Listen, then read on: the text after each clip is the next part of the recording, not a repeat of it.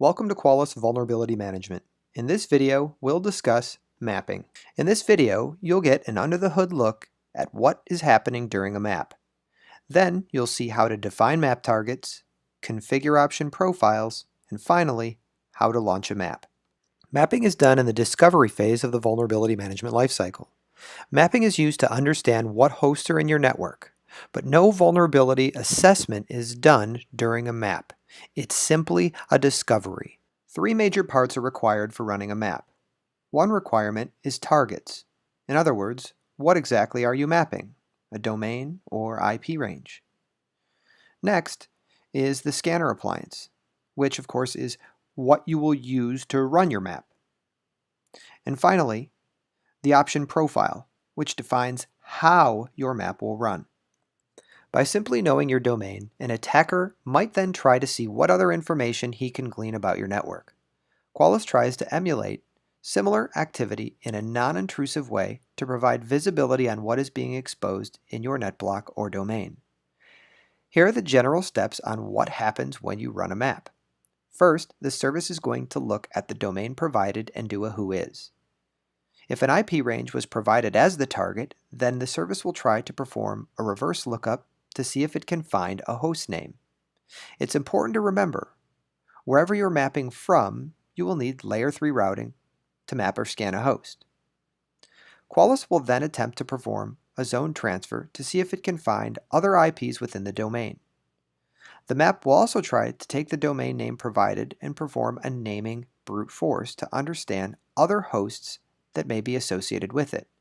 For instance, if I were to plug in Qualys.com, the service would try to enumerate ftp.qualys.com, www.qualys.com, mail.qualys.com, and so on. There are about 100 of these brute force guesses, and it's simply trying to figure out other hosts associated with the domain. A trace route is run to understand the network and how it's being segmented. Next, Qualys will perform a live host sweep, where it will ping and attempt to discover hosts on 13 common TCP ports and 6 UDP ports, which are configurable. A response on any port tells the mapping service that the IP address is alive and there's an actual host there. Finally, the service does an OS fingerprint during the map. It will give you a best guess as to what the operating system is on the host. It does this by investigating the time to live, maximum segment size, window size, and TCP options on those responses from the target. Mapping is free in Qualys, but before you can run a map, you first need to define the targets in your account. In Qualys, you can map by domain or by IP address. You can also define asset groups which refer to domains or IPs. The place to add hosts as map targets is under Assets and then the Domains tab. You need to ensure either the domain or the IPs you'd like to map are in this section. Once you've added assets in this part of the UI, you'll be able to map them moving forward. Entering a domain is easy. Go to New, then Domains. From here, you'll enter your domain. You can expand it as well by using brackets to define a netblock to the domain. If netblocks are defined for a domain, the service extends discovery beyond the domain to include IPs in the netblocks. Note, the mapping service gathers the least amount of information necessary to be as unobtrusive as possible.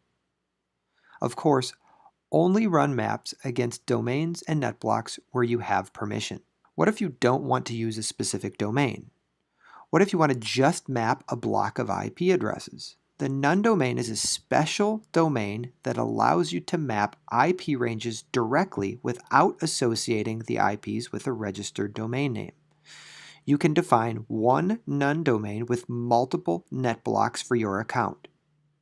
When the none domain is defined, you can map any of the IPs included in the net blocks.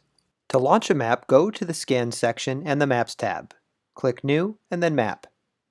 From there, give your map a title. Select your option profile you'd like to use. Remember, the profile is what contains your configuration settings for the map. Then select your scanner appliance you'll use. You can select an external or internal appliance, but again, that scanner needs to be able to get to the targets you define. Next, you'll define your targets. You can select domains or IPs you just entered in the Domains tab, or you can simply type them in here. Alternatively, you can use an asset group. An asset group is basically an organized selection of assets. For instance, you might have an asset group for assets in a particular location, like your Chicago assets, or a particular type of asset, like your Windows 2012 servers. Instead of constantly having to type in IP ranges within Qualys, asset groups make it easier for you to refer to your assets. Here in the map window, you can choose to select checkboxes underneath Mapping by Asset Group. Within an asset group, you can add IP addressing and/or domains. So this tells the service which part of the asset group you'd like to use as a target when you launch your map. If you go into the Assets section and the Asset Group tab, you'll see what I mean. Here, you can choose to define the targets in an asset group by IP address. Or, you can tell the service you'd like to use a specific domain. When you run a map, you can run by domain, IP range, or both together, and the service will create separate map results for each. Whenever you run a map or scan, you will always need to select an option profile to tell the engine how it should work. In order to configure a new option profile, you have to navigate over to the Option Profiles tab under the Scan section. Then you can click New and select Option Profile. For mapping, there are two relevant locations within the option profile. Start with the Map tab. Here, you can tell the service to perform basic information gathering, like determine the operating system on specific targets in the map. You can tell it to do this for all hosts included in the map, or just hosts that are part of your subscription, or just hosts within the net block you defined. The ports you'll use for that enumeration are defined below. Notice you can customize this up to 20 ports. Also notice it's fairly small number of ports because mapping is meant to be lightweight. Underneath that, there is a feature checked by default called Perform Live Host Sweep. This setting is on by default. When disabled, devices will only be discovered using DNS discovery methods like DNS, reverse DNS, and DNS zone transfer. Qualys will not use the other ICMP and TCP mechanisms to discover devices. You'll want to be sure this setting is on, especially if you are mapping by NetBlock. You can also disable DNS traffic. This means no DNS reconnaissance will be done against the NetBlock during the map. Next are the performance settings. Configure map performance settings to determine the intensity and speed in which the service maps net blocks. The overall map performance level determines the number of net blocks to map in parallel, the number of IPs included in each net block, and the delay between groups of packets sent to each net block. Next, take a look at the Additional tab. Here you can set the ports that will determine whether or not a host is alive during the live host sweep. This provides an idea as to whether or not a device will respond to the scanner queries. You can change the TCP and UDP ports used for host discovery if you know your hosts would be discovered over different ports. There is also a relevant section called Packet Options. These options may be useful in certain scenarios. Sometimes a firewall will respond on behalf of a device sitting behind it. First, you can see the Ignore Firewall Generated TCP Reset Packet option.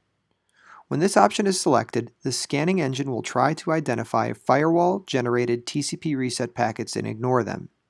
It is not always possible to actually determine whether or not a reset packet is firewall-generated.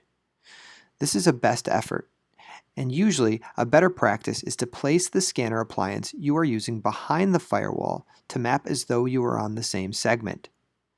The scanning engine makes a best effort to identify firewall-generated reset packets. If the target for a scan or map is a range larger than a Class B, the scanning engine will not attempt to figure out whether reset packets are firewall generated. It will just ignore all reset packets. You can also choose to select Ignore All Reset Packets. This option is used if you are trying to find assets that are only discoverable on certain ports. Similar to Ignore Firewall Generated Reset Packets, you can also tell the service to ignore firewall generated SYNAC packets if a filtering device is responding with SYNACs, making a host appear as alive. Now let's take a look at some map results. We've run a map, and we can use the Quick Actions menu to view its results in a graphic mode, view the report itself, download it, or relaunch the map using the same settings. I'm going to view my report. At the top of the report, I'll get a report summary showing me the domain mapped, the hosts found, scanner appliance used, and the option profile I configured for this map.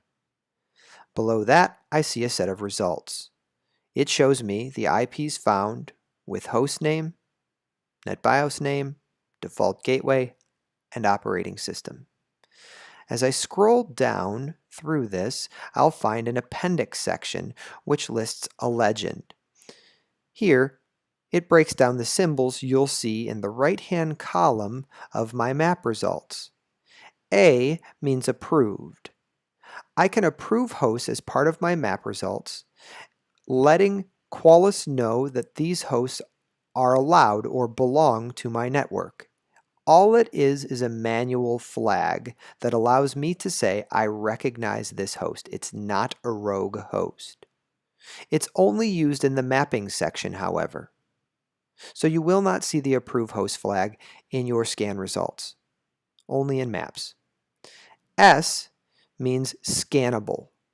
That means you've added the host to your subscription and it can be scanned.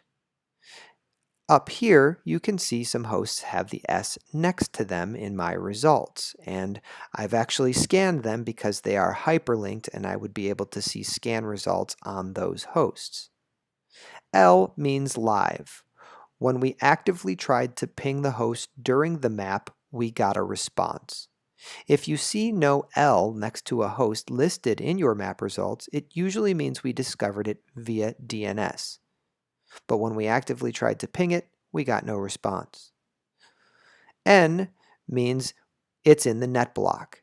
If you ran a map via IP range and that host fell within the IP range you mapped, the N will appear next to it.